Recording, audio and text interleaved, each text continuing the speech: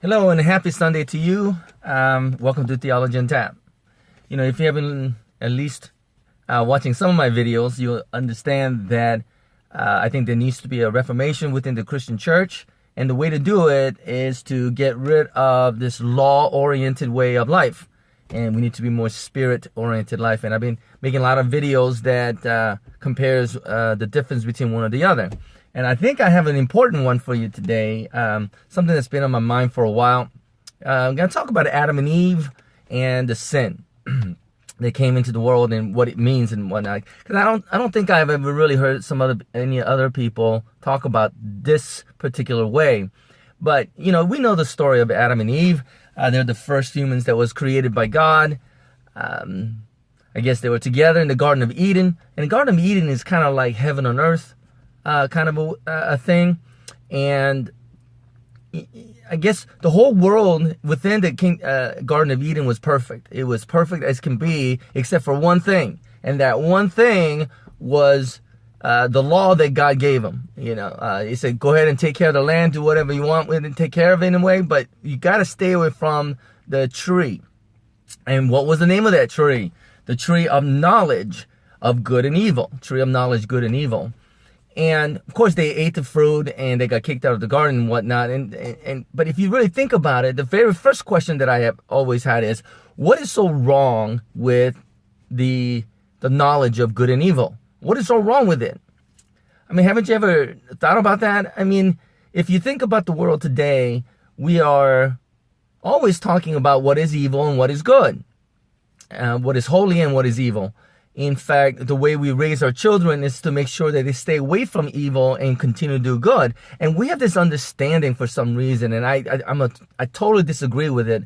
But we believe that every human beings are born evil, in sin. They're a bunch of sinners and whatnot. So we gotta discipline our children to be good, which means we have to teach them what is good and evil. It's not that we were born with a innate desire to be like God and to do good, but we're born to desire evil and to follow Satan and things like that.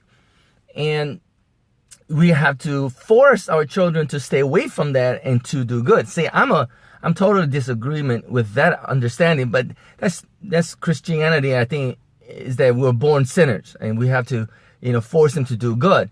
And we get that idea from Adam and Eve because, they could do whatever they want except for staying away from the tree of knowledge of good and evil.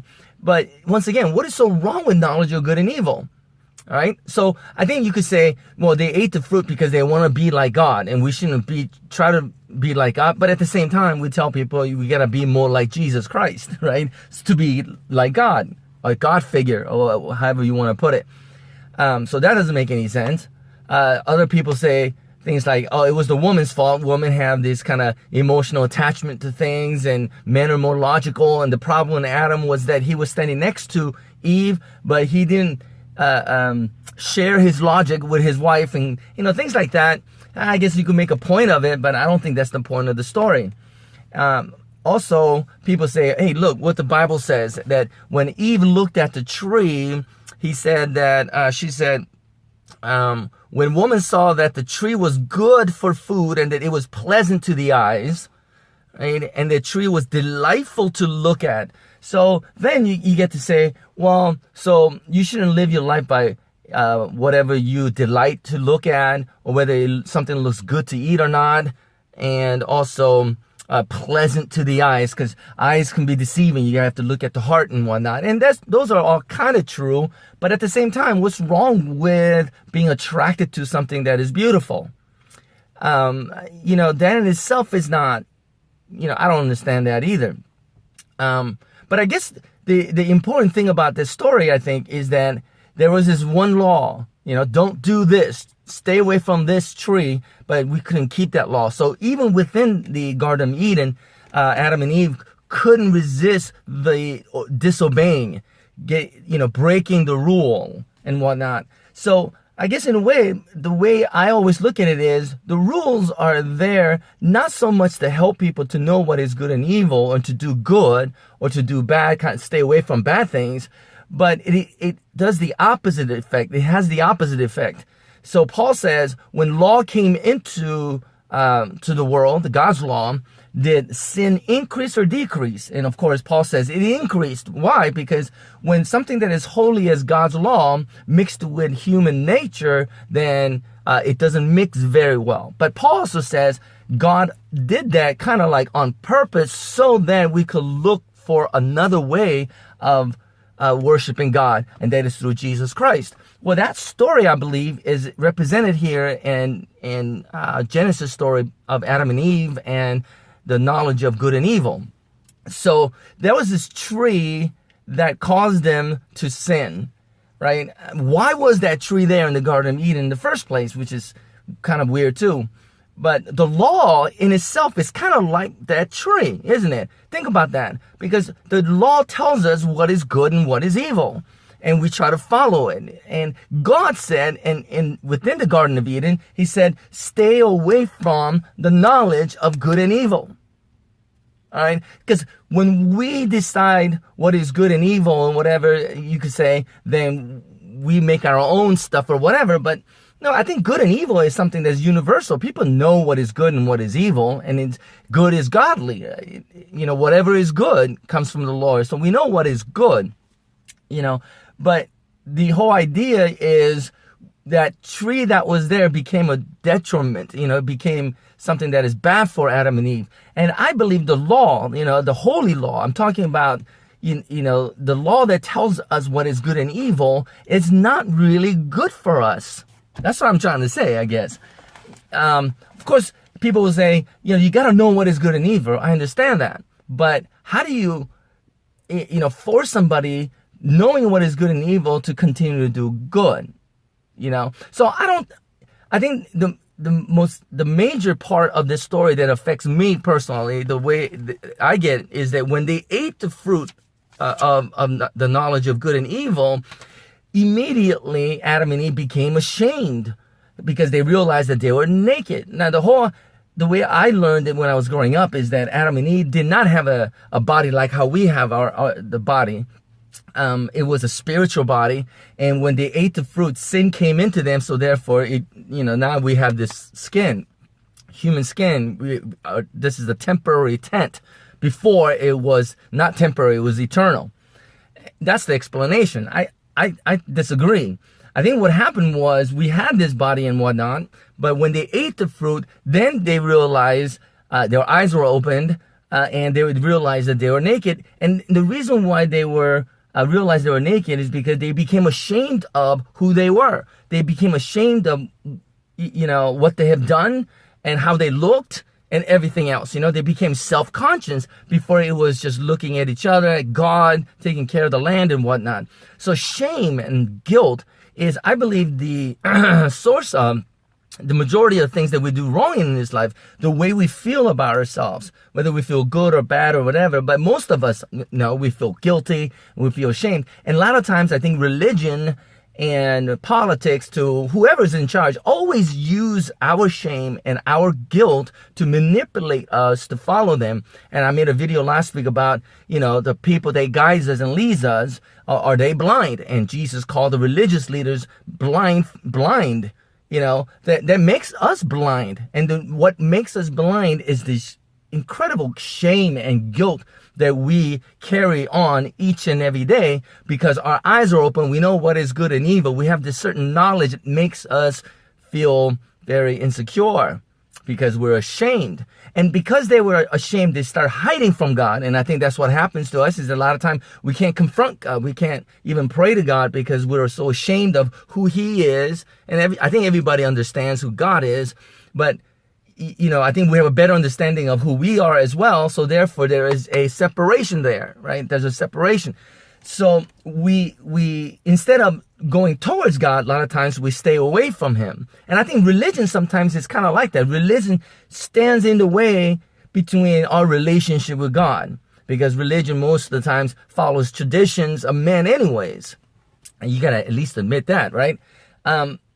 So the way I'm looking at it today, is that the shame and the guilt that caused Adam and Eve to hide from God, and when God comes searching for them, and which I think God is always searching for and calling people to have a relationship with Him, but we're hiding from God because we're so ashamed. And when God does confront them, what did Adam and Eve say? They didn't live up to it. I believe Eve said, your husband this and Eve blamed the snake. Snake, the devil, or liar, or whatever. I'm gonna do another video about that one, but blame that. And for Adam, he blamed the woman, but then ultimately he blamed God for it. And that's what we do. We blame God for everything. My wife made a video recently about how she was sexually molested when she was only 9 years old, and she was drugged and molested when she was a teenager and whatnot. And one of the questions that the comment was, why does God allow that to happen? Why does God allow it to happen? I don't blame God for anything that we ourselves have decided to do. It was our decision to bring evil into the world. And when that happens, a lot of times we say, well, God, you could have done something. You created this. You allowed this to happen. You're the one that planted that tree of knowledge of good and evil. And the woman that you created, that you brought to me, ate it and gave it to me. Well, he could have said, no, drop that apple. But he didn't, right? He wasn't man enough. Right? He should have been come on, babe, don't eat that. But he couldn't do that. A lot of times, men, I guess we tend to do that, right? We just follow the ladies, right? And whatnot. Anyway, that's another video too.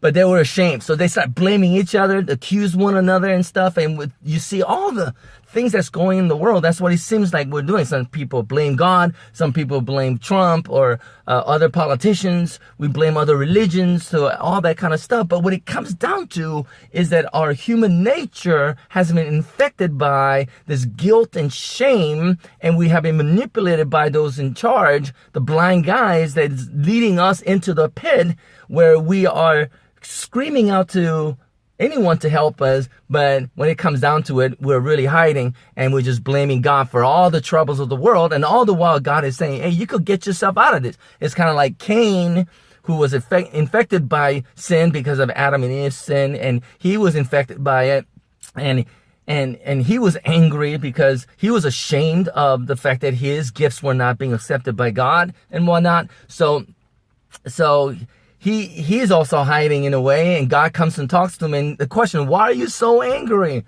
Do what is right. So because he knew what was right. He knows what is good and evil, but he chose to do the evil and murder his brother. And that's what it seems to be going on in the world, and it's so frustrating. Paul says that the law was given so that the sin may increase. The knowledge of good and evil was given to us so that the sin may increase, and so that we could be frustrated in our relationship with God, so we'll look for another. Then came Jesus Christ. And so Paul says that the law was a pathway. It was a road to Jesus Christ. But once you get to Jesus Christ, don't go back. Don't go back. I made a video on that with Book of Hebrews. Don't go back, falling back, or if you're backsliding, as Christians say. Backsliding is when you have a relationship with Jesus Christ, because you understand that there's no other way to God, not law or anything else, except Jesus Christ. But once you begin your relationship with God, the blind guys are still there, and the shame and guilt, we don't fully give it all to God, so we still feel like, oh, we gotta do good, and more we try, we can't do it. That was a frustration of Paul, right? Is that every time I want to do good, I don't do it. Anytime I want to stay away from evil and doing wrong, but those things I keep on doing. There's that frustration there. And even though we have made a decision to follow Christ, we backslide back into what? It's not really sin, even though it is sin. It is going back to the knowledge of good and evil. We want to do good and stay away from evil, but we just can't do it. This is what I get from Adam and Eve's story. So what is the thing that needs to be done about this? I think it's very simple. I think Jesus said it. There is a new commandment. There's a new law, right? That is to love one another. And the new commandment I give you, it's a new life. The old is gone, right? It's done. It's finished. It has become obsolete. it has become useless. The tree of knowledge is useless. The law is useless. And so we got to get rid of that. So you imagine Garden of Eden, right? Garden of Eden. Because I think earth could be Garden of Eden. I don't see why it wouldn't be. Imagine the world where there's no chaos in a sense. There's no murder and theft and things like people are just, voluntarily doing good. It's like driving on a freeway, instead of just worrying about how fast you're going, or slow whatever, but you're just caring about the fellow drivers and you want to make sure that you don't bring harm to them. And so if you could go 90 when no one's around, but you drive a little slower when other people are around. I mean, that's common sense, isn't it? But when the law is given, then we have to worry about other things. So therefore, I think the law was given to make money anyways. Oh, that's my opinion. I'm sure there's a safety kind of understanding to it too, but it raises a lot of money for the government. Anyway, so what is the key? It's Jesus Christ is the answer, but if you think about the Adam and Eve story of the Garden of Eden, imagine Garden of Eden without the knowledge of good and evil. Without that tree, then they could freely roam around, have kids and raise your kids when the lions and rabbits are just friends and hanging out together. There's a beautiful picture of old Korean painting of I think it was a tiger and a rabbit just kicking back and smoking one of those long pipes together. And what a beautiful picture of a painting that is. And it's a picture of heaven, on earth. But in order for that to happen, the tree has to go away. And Jesus said, I give you a new commandment, right? Love one another. The old has gone, the new has come. In the new relationship, God, we have the Spirit of God. Have faith in the Spirit that dwells in you. The power of the Spirit that raised Jesus Christ from the dead is living in you. Trust in Him to guide you in the path of righteousness. Don't go by the written code, because then evil will increase. It's not going to decrease. And everybody will get kicked out of the Garden of Eden, and they're going to backslide back into the law where there's nothing but shame and guilt, and people could use and abuse us with that shame. Right? Does that make sense? It makes perfect sense to me. So you got to get rid of that tree of knowledge of good and evil. Have Christ, Jesus Christ our Lord, and His Spirit that so powerfully works in us. And He will. If you just have faith, follow Him. All right? But in order to do that, get rid of the tree of knowledge of good and evil. In a sense, get rid of the law-oriented life. All right? Anyways, please leave a comment. If you like this, like it, share it with your friends. Comment below, especially if you disagree. I would love to hear your comments, but please be nice about it. I'm not anyway. God bless you. I'll definitely see you next time.